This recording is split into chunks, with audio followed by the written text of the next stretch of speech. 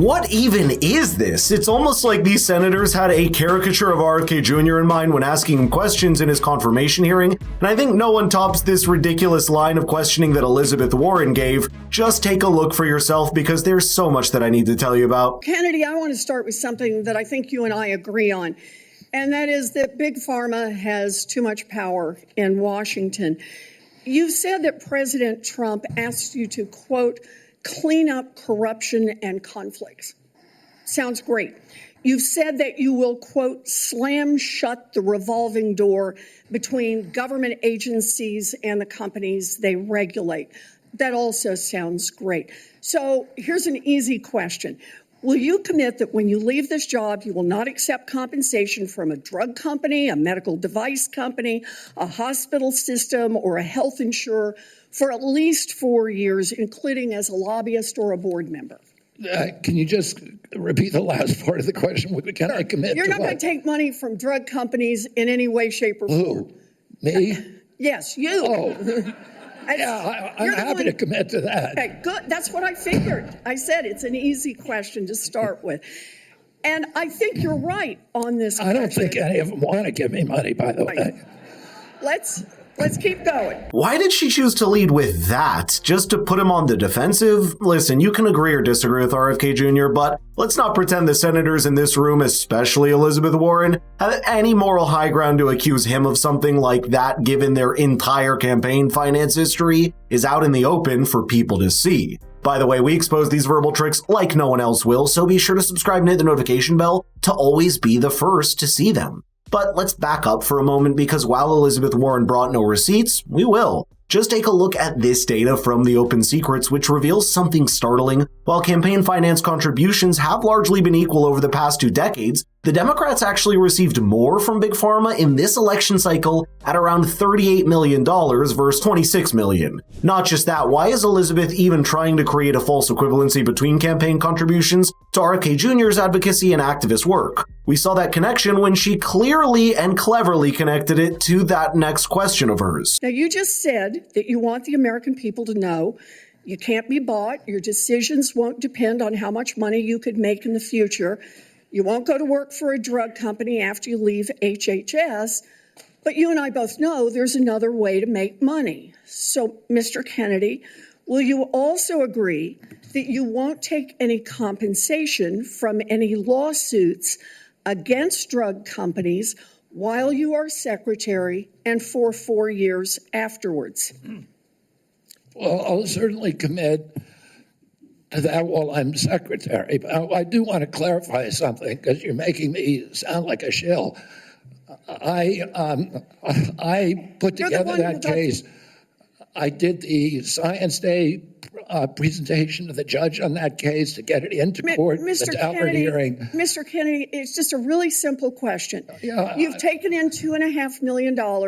I want to know if you will commit right now that not only will you not go to work for drug companies, you won't go to work suing the drug companies and taking your rake out of that while you're secretary and for 4 years after. It's just... I'll commit to not taking any fees from drug companies while I'm secretary. No, I'm asking about fees from suing drug companies. Will you agree not to do that? You're asking me to not sue drug companies, and I'm not going to agree to that, Senator. You can sue drug companies as much as you want.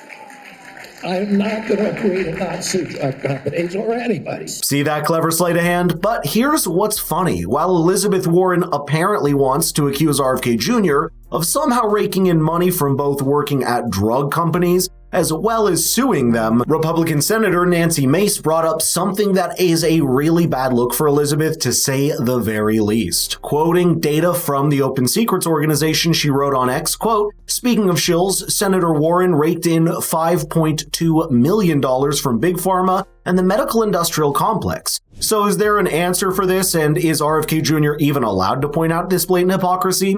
The organization that RFK Jr. used to run until recently, called the Children's Health Defense, is a non-profit, has actually been losing money recently, and even RFK Jr. himself is in personal debt over $1 million as reported by CBS. And yet every time the question of finance from medical lawsuits was put to the nominee, we saw these critical details omitted while instead trying to equate his legal work to some sort of conflict of interest. Let's do a quick count here of how, as Secretary of HHS, if you get confirmed, you could influence every one of those lawsuits. Well, let me start the list.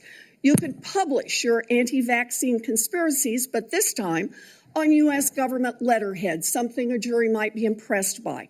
You could appoint people to the CDC vaccine panel who share your anti-vax views and let them do your dirty work. You could tell the CDC vaccine panel to remove a particular vaccine from the vaccine schedule. You could remove vaccines from special compensation programs, which would open up manufacturers to mass torts. You could make more injuries eligible for compensation even if there is no causal evidence. You could change vaccine court processes to make it easier to bring junk lawsuits. You could turn over FDA data to your friends at the law firm, and they could use it however it benefited them. You could change vaccine labeling. You could change vaccine information rules. You could change which claims are compensated in the vaccine injury compensation program.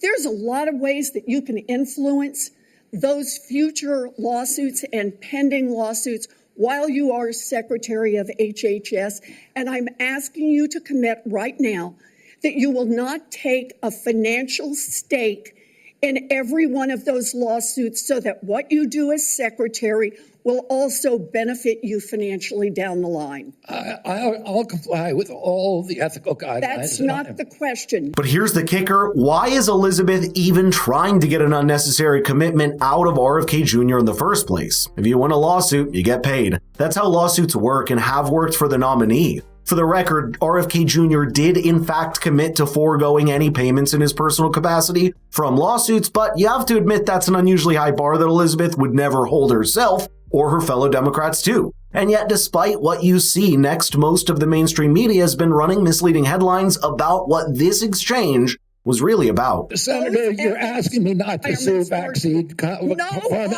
companies. Yeah, you are. That's exactly what you're doing. No.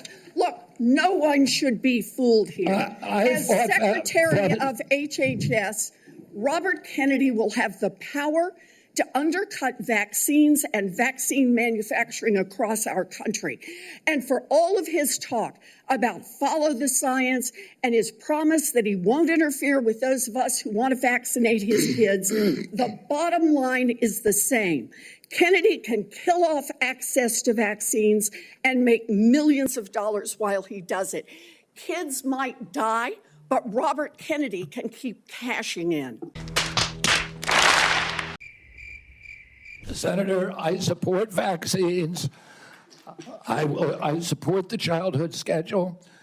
I will do that. The only thing I want is good science, and that's it. And that's what his entire life and advocacy work has been about. Remember, while much of the mainstream media has been eager to label him skeptic of all immunization shots, he's even got his own children immunized. It's not as simple as being for or against the shots. It's the influence of big pharma on politicians and the advertising industry that he's been railing against, especially after 2020. While RFK Jr. has said that he will forego any monetary compensation from his lawsuits, I wish this confirmation hearing had been more about his actual views than these hypotheticals. But let me know in the comments what you thought about this and share this video with people that you think have an important voice to add to this conversation. While RFK Jr.'s legal activism in the health sector concerns a lot more than just immunization shots, we'll have to wait and see the policy reversals under his watch before jumping to any conclusions.